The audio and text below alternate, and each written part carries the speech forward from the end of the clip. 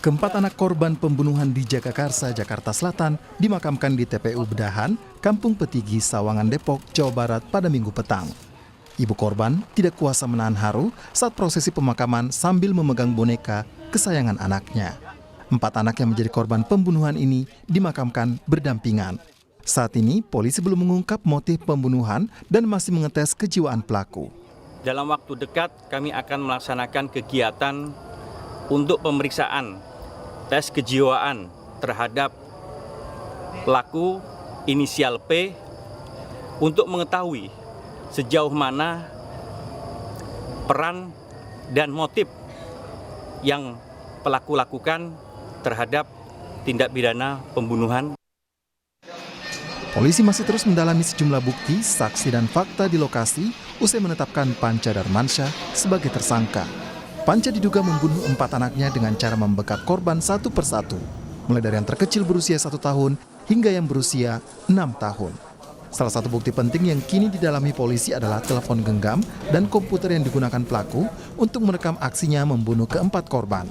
Kami juga mendapatkan barang bukti berupa handphone dan juga laptop yang digunakan Saudara P untuk merekam sebelum kejadian, saat kejadian, dan saat yang bersangkutan bermasalah dengan istrinya Saudara D. Kasus kematian 4 anak di Jagakarsa menambah panjang daftar anak yang menjadi korban kekerasan. Dari data Komisi Perlindungan Anak Indonesia, sepanjang tahun 2023 hingga bulan September, jumlah laporan anak yang menjadi korban kekerasan seksual mencapai 252 kasus. Adapun anak yang menjadi korban kejahatan fisik dan atau psikis, 141 kasus. Dari sebaran kasus anak yang menjadi korban, Jakarta Selatan menempati jumlah kasus terbanyak 158 kasus. Disusul berturut-turut oleh Jakarta Timur 126 kasus, Kabupaten Bogor dan Jakarta Barat, Jakarta Utara, dan Jakarta Pusat. Namun, ibarat fenomena gunung es, kasus yang tidak dilaporkan jumlahnya diperkirakan masih lebih tinggi.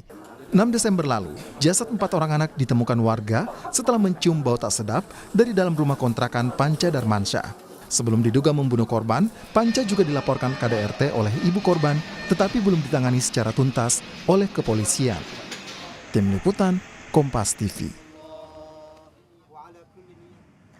Saudara, bagaimana meminimalisasi anak yang jadi korban kekerasan dari lingkungannya dan bagaimana mencegah kasus kematian 4 anak di Jagakarsa kembali terulang? Kita bahas bersama Wakil Ketua Komisi Perlindungan Anak Indonesia KPAI, Jasra Putra. Selamat malam Pak Jasra. Pak Jasra, selamat malam. Baik, kita akan kembali memperbaiki sambungan dengan Wakil Ketua Komisi Perlindungan Anak Indonesia KPAI, Pak Jasra Putra. Kita akan berbincang mengenai upaya untuk meminimalisasi anak yang menjadi korban kekerasan dari lingkungannya. Kita juga akan membahas bagaimana mencegah kasus kematian 4 anak di Jagakarsa kembali terulang. Kembali kita sapa Pak Jasra Putra, sudah terhubung Pak Jasra? Ya, sore Mbak Livi. Baik, Pak Jasra, merekam aksi pembunuhan anak hingga akhirnya pelaku akan menjalani tes kejiwaan. Bagaimana analisis Anda dari keterangan polisi sejauh ini?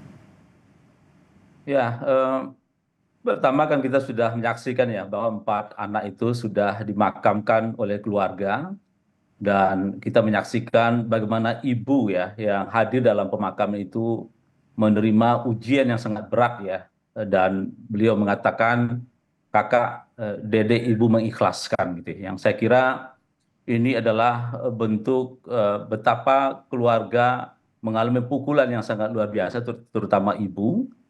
Kemudian yang kedua, ibu ini memegang boneka sebagai saksi bisu yang terjadi peristiwa yang naas tersebut ya, pembunuhan terhadap 4 anak yang dilakukan oleh ayah kandung sendiri. Kemudian yang kedua, memang kasus Jagakarsa adalah kasus yang alarm yang sangat keras bagi dunia perlindungan anak kita, bahwa angka-angka kekerasan, data-data kekerasan, fakta dan datanya itu memang ada. Kita berharap keluarga adalah salah satu tempat yang aman dan nyaman, tapi di kasus Jagakarsa justru terjadi sebaliknya. Baik. Ini menjadi PR kita untuk memastikan bagaimana lingkungan yang aman dan nyaman bagi anak-anak kita, Mbak Livi. Pak Jasra, yang kemudian jadi pertanyaan ketika kasus ini beririsan dengan kasus KDRT ibu korban, saat itu kemudian ibu korban sudah dirawat di rumah sakit, si bapak ini sudah dilaporkan ke pihak kepolisian meskipun masih belum diperiksa saat itu, koordinasi antara kepolisian dengan KPAI atau dinas sosial setempat, bagaimana kemudian melindungi anak yang berpotensi untuk kemudian menjadi korban setelah ibunya sudah menjadi korban terlebih dahulu. Itu sebetulnya seperti apa Pak Jasra? Itu yang kemudian jadi pertanyaan, gimana bisa bapak yang sudah terbukti atau diduga kuat menjadi pelaku KDRT terhadap ibunya tapi masih dibiarkan untuk merawat keempat anaknya? Iya Mbak Livi, jadi memang ini yang sangat kita sayangkan gitu ya. Anak dalam pusaran konflik orang tua sejatinya harus dipisahkan ya sampai keluarga itu betul-betul mampu mengasuh gitu ya. Jadi kita berharap sebetulnya mekanisme atau referral system yang terbangun adalah ketika ada kasus kekerasan dalam rumah tangga, ya tentu kita berharap ada lingkungan terdekat, yaitu lingkungan keluarga besar gitu ya, yang mampu untuk mengasuh anak. Lembaga-lembaga layanan yang ada seperti unit pemberdayaan perempuan pelindung anak gitu ya, atau lembaga-lembaga yang dibentuk oleh pemerintah. Tentu dalam kasus kekerasan dalam rumah tangga ini sejatinya kan bisa saling berkoordinasi, saling berbagi peran gitu ya. Sehingga kita bisa menyelamatkan anak ini.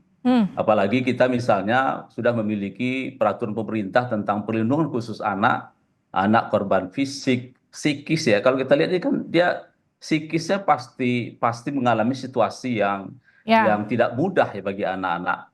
Dan sejatinya dalam situasi ini seharusnya sudah bisa dilakukan upaya bersama ya untuk memastikan agar anak tidak terlibat terlalu jauh dari dampak dari kekerasan dalam rumah tangga ini, Mbak Livi. Tapi artinya gini, bagaimana memastikan upaya perlindungan dan pemulihan pasca trauma bagi anak korban KDRT itu seperti apa? Ya, jadi anak yang yang di dalam pusaran konflik orang tuanya itu seharusnya kan yang pertama dipastikan bagaimana psikisnya kembali baik gitu ya. Dan oleh sebab itu tentu perlu pendampingan dari psikolog, kemudian pendampingan teman-teman Peksos ya. Karena instrumen ini sebetulnya sudah tersedia gitu. Tinggal lagi sejauh mana tentu tidak bisa bekerja sendirian gitu ya. Jadi inilah yang menjadi catatan kita di kasus Jagakarsa ini. Masyarakat terdekat belum mampu untuk melindungi anak ini secara maksimal gitu ya. Baik. Dan apalagi misalnya kita bicara soal isu pengasuhan Pak Livi yang saya kira ini gapnya sangat luas sekali gitu ya. Betapa anak-anak kita dalam situasi pengasuhan yang beragam ini mengalami situasi yang tidak mudah. Baik, terima kasih Pak Jasra Putra, Wakil Ketua KPAI sudah bergabung bersama kami di Sapa Indonesia Malam. Sehat-sehat selalu Pak.